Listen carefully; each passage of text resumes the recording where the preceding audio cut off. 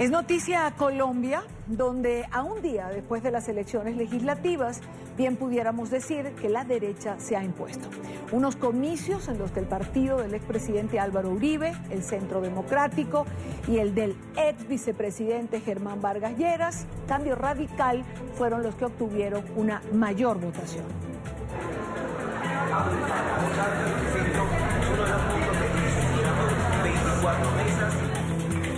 ¿Cómo ha quedado conformado el nuevo Congreso? Quiero saludar a Jason Calderón, director de informativos de NTN 24, que tiene el resultado en gráficos para una mejor comprensión de nuestra teleaudiencia. Jason, bienvenido. Buena tarde para ti. Hola, ¿qué tal, Idania? Una muy buena tarde para usted también, para todos los televidentes del programa La Tarde. Muchas personas ayer finalmente lograron conocer los candidatos de la derecha y de la izquierda en Colombia, pero también decidieron el nuevo Congreso, los colombianos. Hasta este momento ya se ha escrutado el 98.97% de las actas, es decir, casi el 100%. Y el Senado, para el periodo legislativo 2018-2022, estaría ya conformado de la siguiente manera. Vamos a revisarlo. El Centro Democrático, el partido del expresidente Álvaro Uribe, el líder de la oposición en Colombia, logró 19 curules, es el partido más votado y se queda con el mayor número de escaños en el Senado. Cambio Radical, 16 curules, el Partido Conservador, 15 curules, el Partido Liberal se queda con 14 curules, el partido de la U, del hoy presidente Juan Manuel Santos, ha perdido representación en el Senado y ahora tiene 14 curules. El partido Alianza Verde, 10 curules, el Polo Democrático, 5 curules, el movimiento FARC, que si bien no alcanzó el umbral electoral, tiene 5 curules producto del acuerdo de paz que negoció con el gobierno de Juan Manuel Santos, y el movimiento Lista de la Decencia con 4 curules. Terminamos con el partido Mira, que se queda con 3 curules. Dentro de las votaciones sorprende que el expresidente Álvaro Uribe sigue teniendo una gran fuerza política y se ha convertido en el senador más votado en la historia de Colombia. El exmandatario obtuvo 875.554 votos. También hubo otro político reconocido en el panorama electoral colombiano y es el exalcalde de Bogotá, Antanas Mockus, quien obtuvo la segunda mayor votación de la próxima legislatura. Mockus se quedó con 540.783 votos por el partido Alianza Verde. Están los dos candidatos más votados, los dos senadores con más fuerza política en Colombia.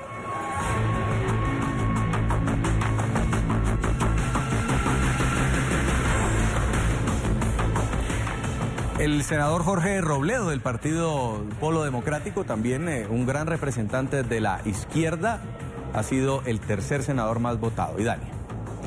Jason, vamos haciéndolo parte a parte y así tenemos a Jairo y así podemos ir comentando con él en relación a lo que está pasando. Primero nos presentaba Jason, nos presentaba un cuadro de cómo quedó conformado el Congreso. Jairo, bienvenido. Y Dania, buenas tardes. No sé qué es más excitante, si analizar elecciones o correr por la ciudad para llegar a tiempo a cualquier lugar. Yo creo que a ambas cosas. Me gustaría un comentario tuyo en relación a la nueva conformación del Congreso. Luego quiero un comentario en relación a estos dos fenómenos políticos, o quizás comenzamos por allí, que es lo que Jason nos acaba de mostrar. Álvaro Uribe, el senador más votado, también Antanas Mockus. Hoy el comentario general ha sido, pues definitivamente, Uribe es un monstruo político. Más allá de a quien le guste, a quien no le guste, o de quien lo acompañe o de quien le confronte, es una realidad. Y Dani, empecemos por ese lado. Sin duda, Álvaro Uribe Vélez ha demostrado hoy, pero también, como en jornadas anteriores, que es la persona que tiene la capacidad de montar un partido político. Ya lo hizo con la U. Salirse de la U, montar un nuevo partido político, tener una votación representativa, pero algo particular, marcar diferencias en unos guarismos muy altos. Difícilmente el estándar de Álvaro Uribe en términos de liderazgo político y representación política se va a repetir en los años por venir. Pero ahí hay otro mensaje importante, Idania. ¿Sí? Fíjate que Jason nos hablaba de los principales senadores. Yo le incluiría uno más o dos más. Pero la fotografía de Álvaro Uribe, Centro Democrático, la fotografía de Antanas Mockus, al partido Alianza Verde, sumada a la fotografía de Robledo del Polo Democrático, más la fotografía de David Barguil, un joven líder del Partido Conservador, los 4 senadores más votados en estos momentos, es la muestra fehaciente que los partidos políticos todavía tienen vigencia y que el liderazgo que le van a imprimir estos 4 personajes va a ser la nota característica en un país en donde los liderazgos no están consolidados y muy seguramente por el ascenso de los extremos, llámese la derecha del Centro Democrático o la izquierda de Petro, difícilmente va a haber un espacio para el centro, con excepción de esos 4 líderes. Ahora, revisemos cómo quedó la Cámara de Representantes en Colombia, con que sea Jason quien nos diga cómo quedó esta Cámara. Y Dania, ya está el 98.96% de los votos escrutados. Diríamos que la Cámara de Representantes está lista. Hay uno que otro partido pidiendo reconteo de votos, esperando ese último porcentaje a ver si logra el umbral. Pero prácticamente la Cámara es esta. Centro Democrático, el partido del expresidente Álvaro Uribe, 35 curules. El Partido Liberal, 35 curules. El Partido Cambio Radical, 30 curules. El Partido de la U, 25 curules. El Partido Conservador, 21 curules. El Partido Alianza Verde, 9 curules. El Partido Polo Democrático, 2 curules. El Partido Mira, con 2 curules. Opción Ciudadana, 2 curules. El Movimiento Lista de la Decencia, 2 curules. Colombia Justa Libres, 1 curul. Coalición Alternativa Santanderiana, 1 curul, Movimiento Alternativo Indígena, 1 curul, y las FARC, esas 5 grises que ustedes ven ahí, son las curules que le otorga el acuerdo de paz con el gobierno del presidente Juan Manuel Santos, también en la Cámara de Representantes. En los comicios de ayer han quedado definidos también los candidatos a la presidencia de Colombia. Tanto la izquierda como la derecha hicieron sus consultas internas y allí eligieron a sus aspirantes para las elecciones del próximo 27 de mayo. Se trata de una elección que se considera el primer pulso para las presidenciales, en las que van a competir al menos una decena de candidatos. El dominio de la derecha se ha hecho evidente en esta consulta. Si usted suma los 3 aspirantes de la gran consulta por Colombia, alcanzan un total de 5.960.612 votos. Esta es la consulta de la derecha, mientras que la consulta de la izquierda, que es llamada Consulta Inclusión Social por la Paz, registró un total de 3.364.309 votos. Jairo, volvamos a la Cámara. Sí. La mayoría, y además, si hacemos el ejercicio entre representantes y senadores, Sí. ¿quién tiene la mayoría? Centro Democrático, y esa también es una realidad importante por destacar. No se trata única y exclusivamente del liderazgo de Álvaro Uribe Vélez como senador, como cabeza visible del Centro Democrático. El Centro Democrático acaba de demostrar una capacidad muy importante de influir a nivel territorial. Si uno mira lo que fueron los resultados hace 4 años, se lleva sorpresas importantes. Hace 4 años, y Daniel, el Centro Democrático no tenía una participación y mucho menos una representatividad importante a nivel territorial.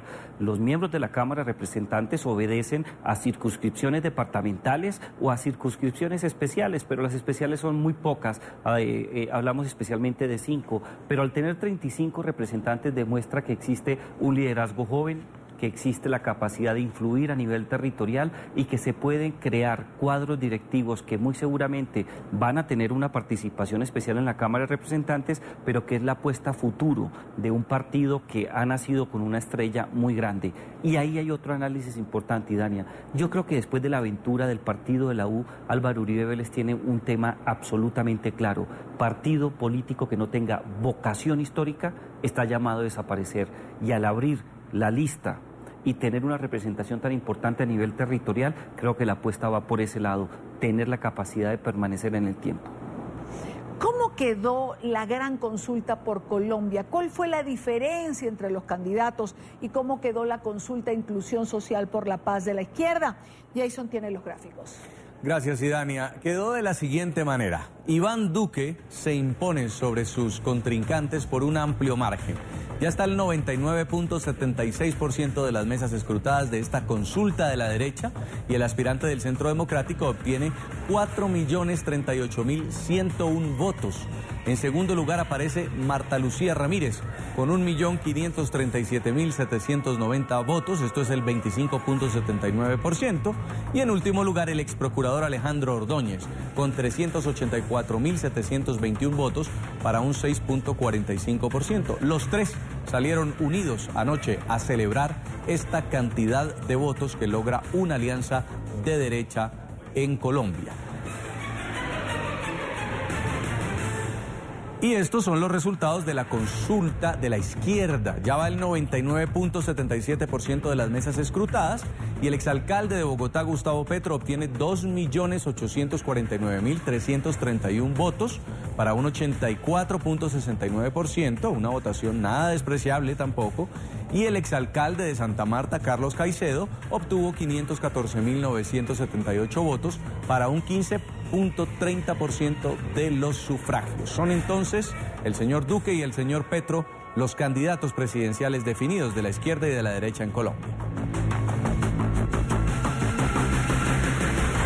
Gracias, Jason, por habernos acompañado. Gracias por estar allí en la pantalla con los gráficos, que es muchísimo más fácil para nuestra teleaudiencia entender.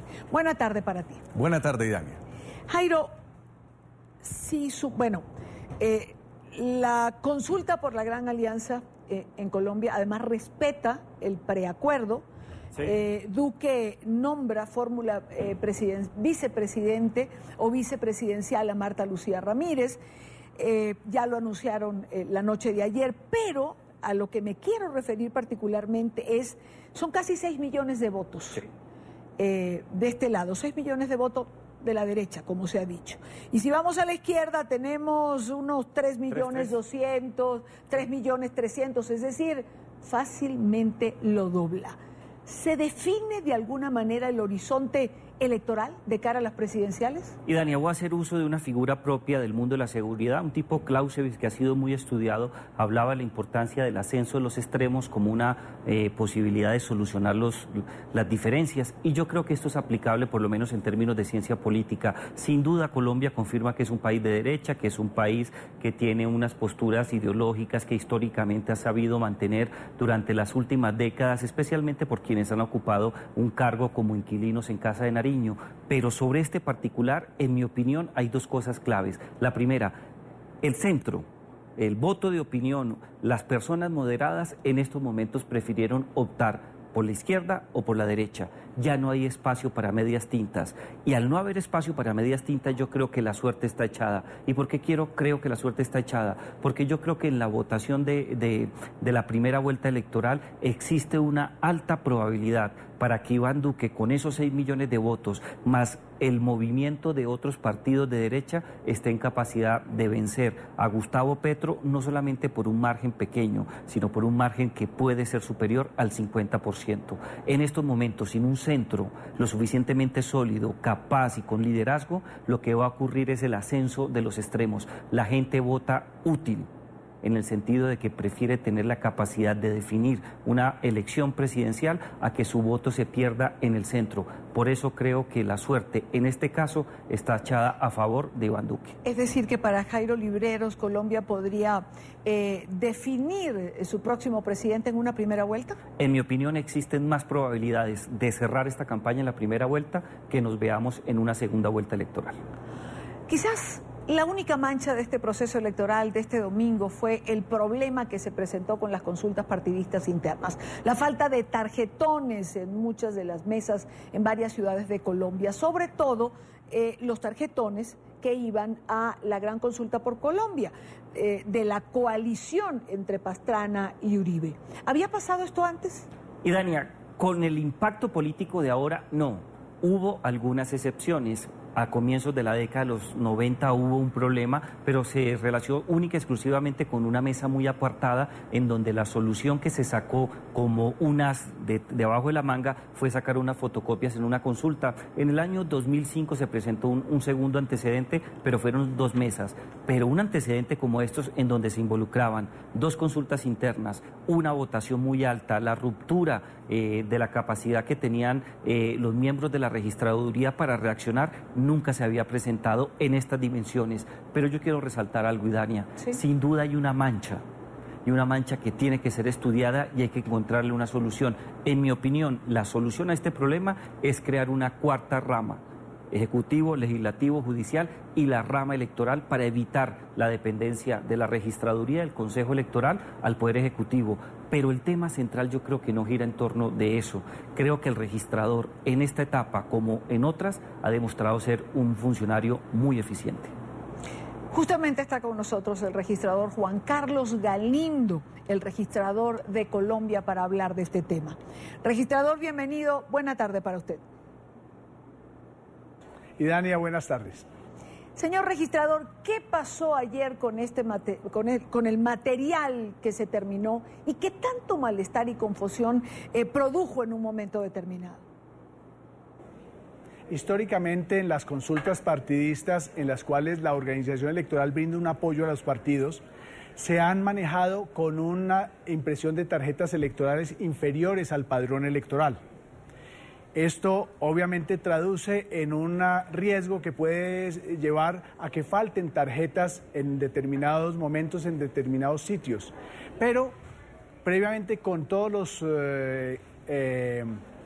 representantes de las consultas de los partidos, se había previsto que en caso de que faltaran, porque imprimimos 15 millones de tarjetas para una consulta, 15 para la otra, se disponían unos planes de emergencia para llevar tarjetas de otras mesas, de otros puestos, o incluso funcionar con fotocopias. Esto sucedió de los 11.229 puestos de votación en Colombia y en el exterior, en alrededor de 26 puestos. O sea, fue muy focalizado, donde los colombianos acudieron a votar mucho por una consulta y menos por la otra. Y recordemos que en cada mesa había igual de tarjetas por una consulta y por la otra. Entonces, esto ya había sucedido en otras consultas pasadas, año 2008, año 2015, y se superó también con el mecanismo de las tarjetas electorales en fotocopia. Justamente era lo que estaba comentando Jairo. Sí. Ahora, registrador, si era previsible que esto podía ocurrir, si en algunas mesas esto podía pasar, ¿por qué no se anunció al país con horas de anticipación? Es decir, ¿por qué de manera oficial no se dijo que en caso de que esto ocurriera, iba a ser legal votar con una fotocopia, y de esta manera jurados y ciudadanía hubiesen tenido ya en la mano ese plan B? Bueno, obviamente uno no sabía cómo se iba a comportar las votaciones ese día. Eran tantas las instrucciones electorales que había que darle al personal.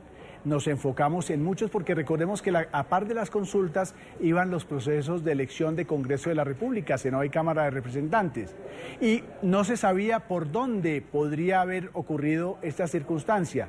Lo que sí hicimos, una vez denunciado el hecho y vista la realidad, fue reaccionar lo más pronto posible para llevar material de otros puestos, sacar fotocopias, y eso lo logramos una hora pasada la presentación del incidente.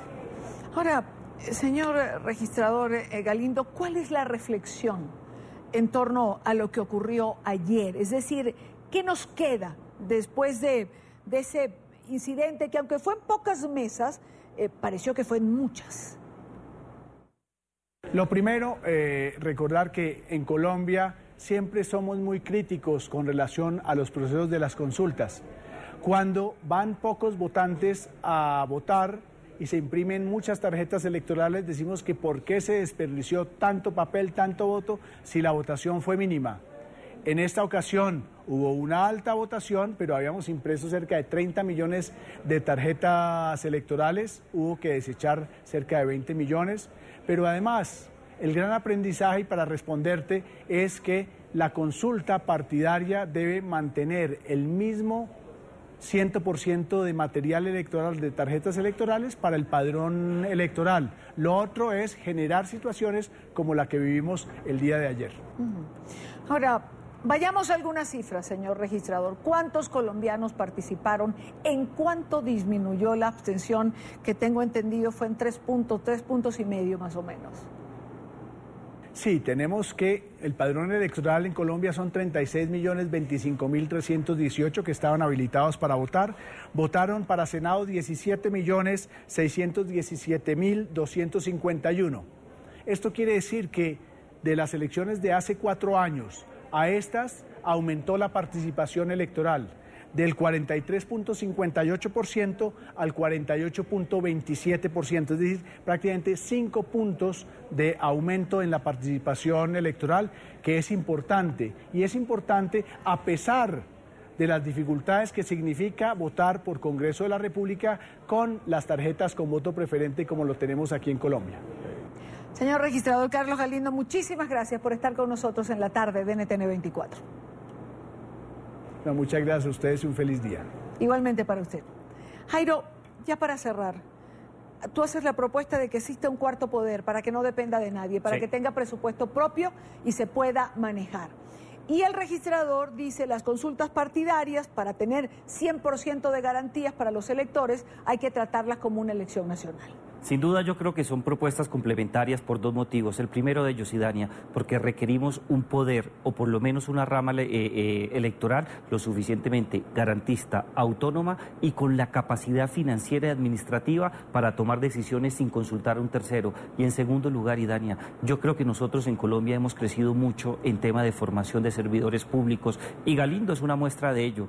El tema de la abstención tiene mucho que ver con su gestión, sin recursos, el trabajo que hizo este tipo relacionado con el involucramiento de los jóvenes para que participaran en las elecciones está muy relacionado con ese nivel de abstención que se logró vencer por lo menos en la primera instancia y que muy seguramente en el transcurso de esta semana vamos a tener el data necesario para determinarlo. Yo creo que necesitamos una cuarta rama del poder público. Es una necesidad en Colombia y lo que ocurrió con las fotocopias da muestra de ello. Una última pregunta, respuesta corta. Con la participación de ayer, ¿se puede prever o aumenta la expectativa de participación en las presidenciales? Aumenta en un 25% aproximadamente. Gracias, Jairo, por acompañarnos como siempre.